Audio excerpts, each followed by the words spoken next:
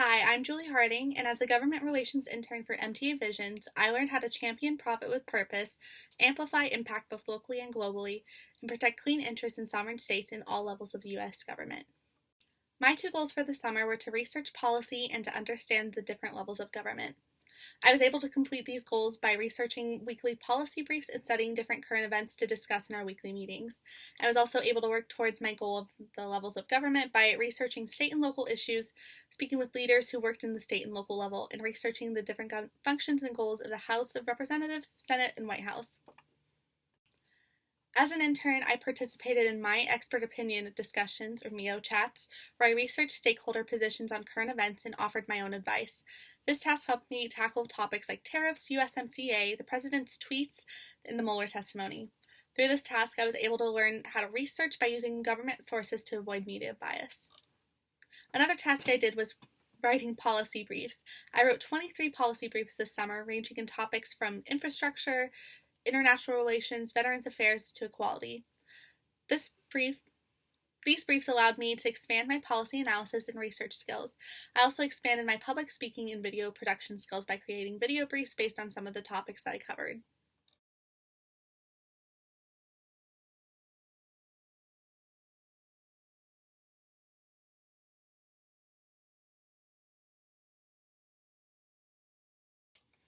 In addition to my video briefs, I also created videos for my MTA TV assignments with the other interns.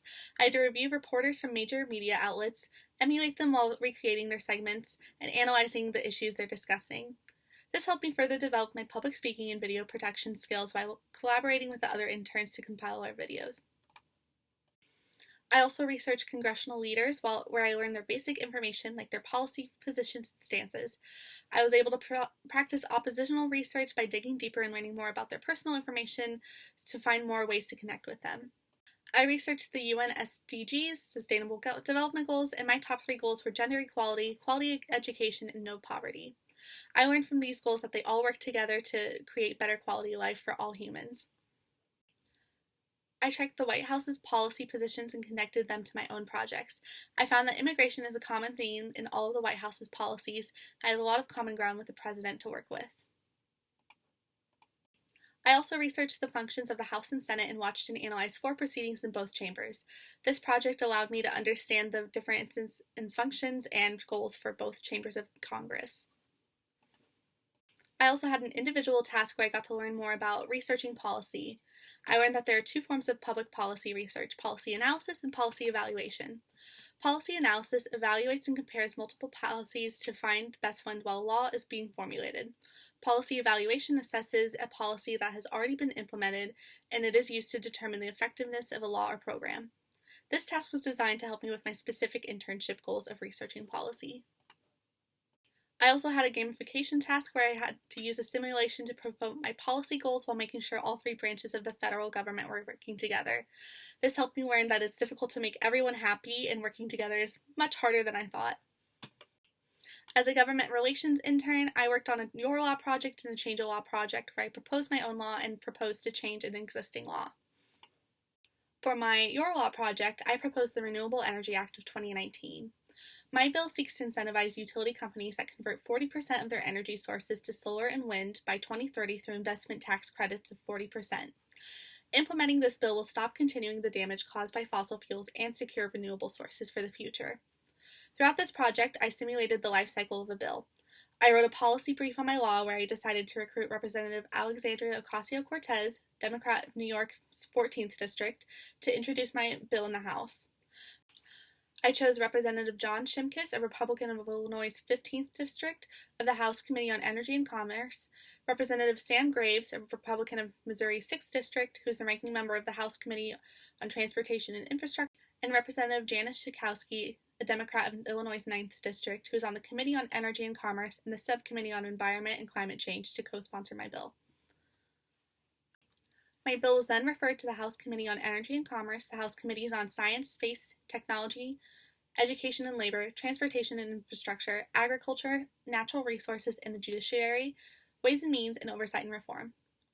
In the Senate, I recruited Senator Todd Young, a Republican of Indiana, who sits on the Senate Committee on Commerce, Science, Transportation, and was co-sponsored by Senator Ed Markey, a Democrat of Massachusetts, who is on the Senate Committee on Commerce, Science, and Transportation, and the Senate Committee on Environment and Public Works. It was referred to the Senate Committee on Energy and Commerce, the Senate Committees on Transportation and Infrastructure, Agriculture, Natural Resources, and the Judiciary. I held a hearing on my bill in the Committee on Energy and Commerce in the House of Representatives, and the committee chairman wrote in support of my bill.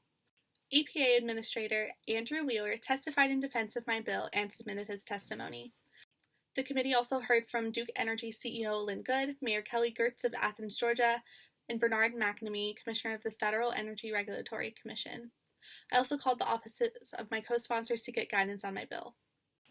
For my Change a Law project, I chose to revamp the Anti-Drug Abuse Act. With my partner, Rowan, we wanted to change this law so that people who are affected by drug addiction can get adequate medical treatment to help them. This law prevents that goal because it created mandatory minimum drug sentences and focuses on criminalization and incarceration as a deterrent, rather than addressing addiction as a health concern. This has led to the U.S. having the highest prison population per capita and the worst mass incarceration rate. To change this law, we began by researching the congressional record and stakeholders of the law. The RAND Drug Policy Research Center is a supporter for our push for better drug addiction treatment. The Global Initiative for Drug Policy Reform is a think tank against our initiative because they believe in criminalization as a deterrence. We also looked at House and Senate leadership and their stances on drug policy and reform. We found that there's been a paradigm shift in our favor in drug policy since the Anti-Drug Abuse Act was signed, and most policymakers have treated the opioid epidemic as a health crisis, which is different from how this bill criminalized drug use in the crack epidemic. We also tracked the White House position on the law, and we found that the White House has also been sympathetic towards treating drug abuse as a health crisis. We then submitted a regulatory comment to the Office of National Drug Control Policy.